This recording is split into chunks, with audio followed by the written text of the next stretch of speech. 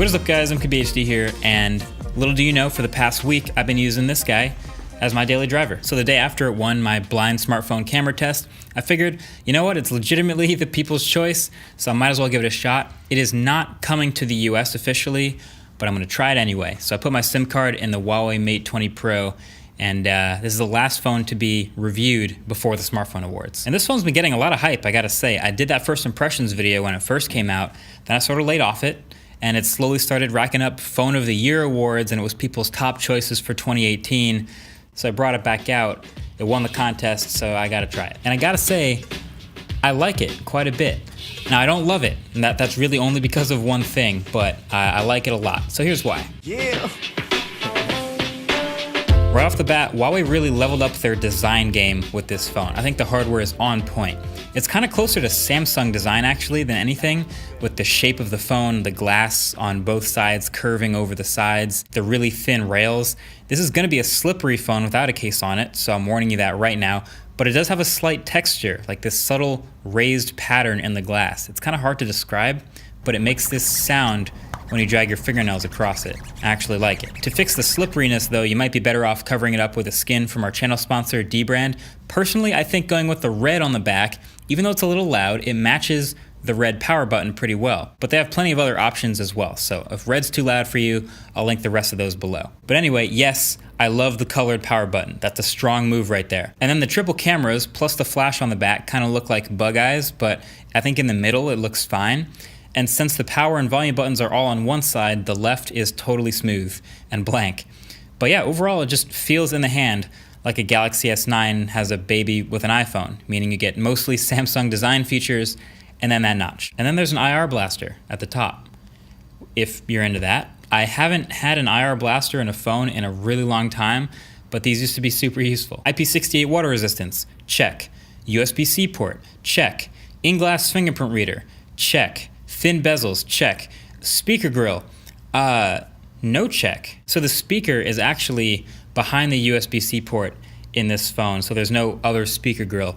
It seemed like a cool idea for about 5 seconds, but then it turns out to be a horrible idea. Like, the speakers themselves aren't that bad. It's the one in the earpiece and then the one at the bottom behind the port. But putting it behind the USB-C port makes it extremely easy to block the whole thing by accident at any time.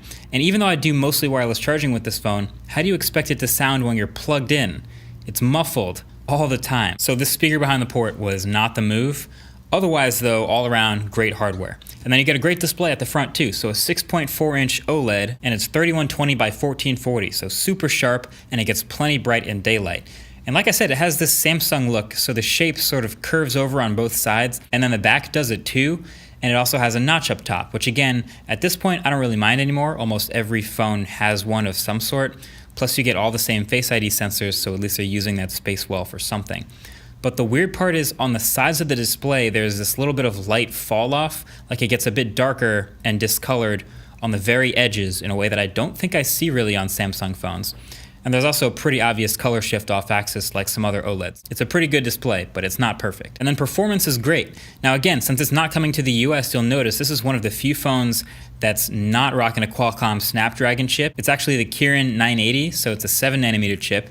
And there's 6 gigs of RAM and 128 gigs of storage, and it's pretty smooth for the most part. I'd say on par with any Samsung phone, like an S9 or something. No problems with multitasking, opening and closing apps, etc.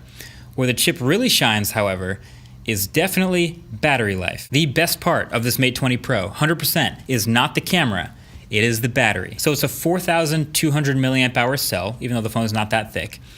And Huawei's power management is pretty aggressive about trying to save power. It's changing the resolution of the screen when you're not using it much.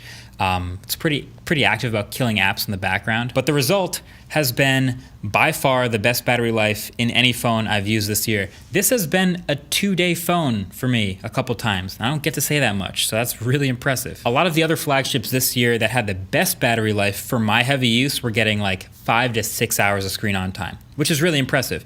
Mate 20 Pro, the other day, I think last week, I had a day where I ended with 4.5 hours of screen on time at about 1 a.m. and there was 58% battery left. Wow, I really do not ever think about charging this phone. There's constantly more battery than I need. I usually end with 6-7 hours of screen on time before I have to charge. And when I do, I pop it on the wireless charger. It's unreal. This is, no one can convince me this isn't an A++ battery life phone. And it also has this head-turning feature, reverse wireless charging. It is a gimmick that I'll pretty much never use, but it's also hilarious and amazing, and I'm glad it works, and I'm glad they did it. Basically an extremely useful troll for people, and you also get to offer them a charge. But of course, the most hyped part about this phone was the camera, and for good reason. So you're rocking triple cameras on the back with a flash. You get a 40 megapixel main sensor, an 8 megapixel telephoto sensor, and a 20 megapixel super wide angle. Those are big boy numbers. Honestly, to me, with the results, it's an A- camera, meaning it's pretty good, almost great, but not quite the best. It definitely sticks to what won the blind contest, which is bright photos. Pictures from the Mate 20 Pro are often very bright, sometimes overexposed, but it has good enough dynamic range to not lose a bunch of highlight detail. And there are basically never any shadows. Now the detail and the sharpness are A+, which I love to see, and the colors were a bit muted at times. There's definitely a different sort of color science with this Huawei processing, but really when there's a lot of light, there's just no contrast, absolutely no shadows, no blacks. When you get down to low light, it holds up pretty well though. I messed with the night mode a little bit as well, which did better noise reduction, but really the best part about the camera is just the extra focal lengths. Having that super wide angle camera sometimes is pretty cool. The telephoto, less useful to me, but I'm glad it's there. But really it's just all around super versatile, and I don't think anyone capable of a little photo editing will really hate it. And also it's probably gonna end up the highest ever DxOMark score again, if they ever review it. So if you care about that, there you go. So clearly there are a lot of reasons to like this phone, but I said at the beginning there was something that didn't quite measure up, and for me, that's the software. So this phone runs EMUI on top of Android Pie, so I'm glad it's the latest version of Android, and it has all kinds of quirks and usability things. Some of them are nice, some of them you may like, but others I'm really not into. I'll be real, I had to put a little extra work to get it just the way I want. So I installed Nova Launcher, I uninstalled a bunch of other duplicate apps. Some others don't go away, so I have to disable them or hide them. I changed the keyboard, I changed the default apps, all kinds of stuff like that. Sort of built my way into it. It takes more work for some phones, less for others. But I got it the way I want it, and I've been using it, and then there's just a lot of bugs. So the multitasking one is my personal least favorite. Every time I try to open the second most recent app with one tap, it just closes multitasking. Not sure why it does that, and I hate it because that's something I want to do all the time, but it won't let me. The notification tray also is always filled up, even when I have no notifications. So if I get one or two, I don't know which ones they are and what order they are unless I open the tray and scroll down through them. Poor use of the notch there. And you can disable the notch, but it still doesn't fix that problem. And there's still all the blatant copying of iOS, the share sheet with Huawei Share instead of AirDrop, still all that bloatware, duplicate apps, all of that. So I'm still not a fan of EMUI, that hasn't changed, but everything else about this phone is really damn good. The only downsides that I can point to about the actual physical hardware are the speaker, like I mentioned, and the in-glass fingerprint reader is a little bit slow, just like the other first-gen ones that are out right now. Hopefully that will get faster, but the rest of the phone is very complete. I think I would love this phone with Oxygen OS, or even Pixel's like stock Android with a bunch of those features. But either way, this is still the best phone Huawei's ever made, hands down, better than P20 Pro. And if you don't mind paying the premium and importing it, then this is worth a look. Definitely worth checking out. Either way, that's pretty much it.